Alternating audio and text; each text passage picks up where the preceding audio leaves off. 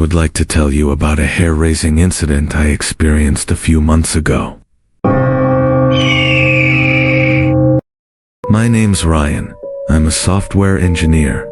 I'm looking for a place to rent, and I find this old house on Maple Street. Beautiful Victorian style, huge rooms, and here's the thing. The rent was stupidly cheap, like less than half of what other places were asking. I thought I hit the jackpot. But one thing to note was that there weren't many houses around the house. The landlord was this nervous old guy. He kept saying things like, "Are you sure? And you seemed like a nice young man." I just thought he was weird. When I went to sign the lease, the lady at the corner store actually grabbed my arm and said, "Don't stay there after dark if you can help it." I laughed it off. I mean, small town superstitions, right? I should have listened. First week was fine. Normal. I'm unpacking, setting up my stuff. Everything's good. Then one night, I'm in bed around 2 a.m., and I hear footsteps in the hallway. Slow, deliberate steps. I think maybe it's the house settling, old wooden floors, whatever. But then they stop right outside my bedroom door. I wait. Nothing happens. I convince myself I imagined it. Next few nights, it gets worse.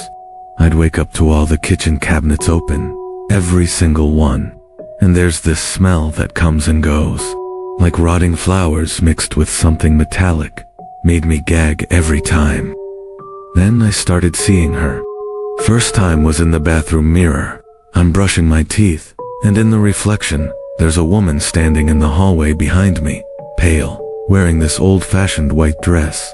But here's what made my blood freeze. Her face was wrong. Like the features were there, but they were slightly off.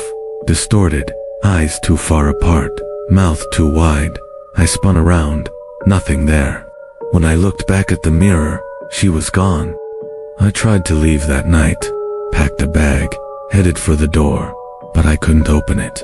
The lock wouldn't turn, the door wouldn't budge, all the windows too. I was trapped until sunrise, and then suddenly, everything opened normally. I'm not stupid. I knew something was very wrong, but it was the middle of the month, I'd paid rent, and honestly, where was I going to go? Plus, part of me kept thinking maybe I was just stressed. New town, new job, you know. That weekend, I went back to that corner store.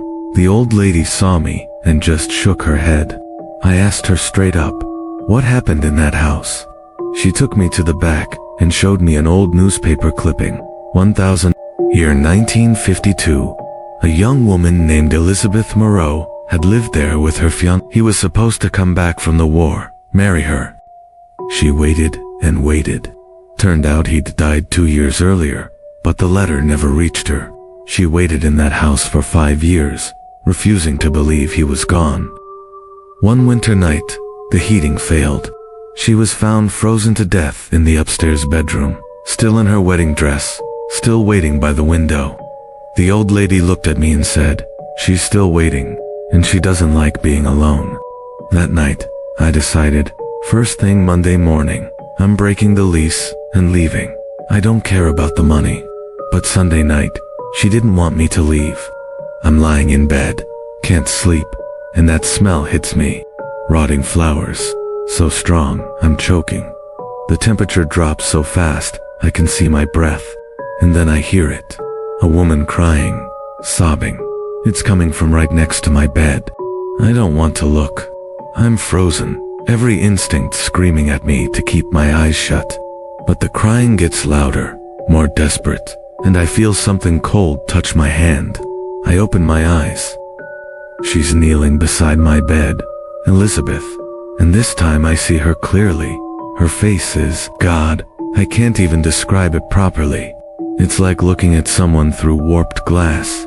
Her skin is gray-blue, her eyes are milky white, and when she opens her mouth to cry, it's too wide, stretching impossibly.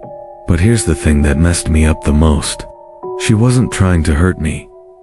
She was just so sad, so unbearably lonely. She reached for me with these twisted frozen fingers, and I could feel how desperate she was, how much pain she was in. She'd been alone in that house for 70 years. waiting for someone who was never coming back. I did the stupidest thing. I spoke to her. He's gone, I said. Your fiancé's been gone a long time. You don't have to wait anymore. Her face, that horrible, distorted face, just crumpled, and she screamed. Not a horror movie scream, but the sound of someone whose heart is breaking. The windows shattered, the lights exploded, the walls started bleeding this black, oily substance, and she lunged at me. I don't remember getting out of bed. I don't remember running, but suddenly I'm throwing myself down the stairs, and she's behind me, screaming, and the temperature is so cold, my joints are locking up. I can hear her behind me, smell that death flower smell, feel her frozen breath on my neck. The front door still won't open. I'm pulling, kicking, and she's getting closer. I can hear her wedding dress dragging on the floor behind me. In pure panic, I grab a chair and smash the living room window. Don't even feel the glass cutting me. Just dive through and run. I ran barefoot down Maple Street in my pajamas at 3 a.m., bleeding, hypothermic, probably looking absolutely insane. I didn't stop until I reached a 24-hour gas station 2 miles away. Police went to check on the house the next morning. They said there was nothing there. No broken window, no blood, no sign of disturbance. But they also said the house was at least 20 degrees colder inside than it should be, even with the heating on full blast. But I clearly heard one of the policemen say softly, "Yeah, this isn't the first time." But then I was in no position to ask any more questions because I was mentally broken. I never went back. The landlord kept my deposit and my stuff. I don't care. I'm living in a modern apartment complex now, 3rd floor, lots of neighbors, lots of noise. I sleep with every light on. Sometimes, late at night, I still smell rotting flowers, and I wonder if maybe she followed me, or maybe I'm just paranoid. But either way, if you're ever looking for a place to rent, and the price seems too good to be true, trust your gut. And if the locals tell you not to stay there after dark, listen to them. I really wish I had.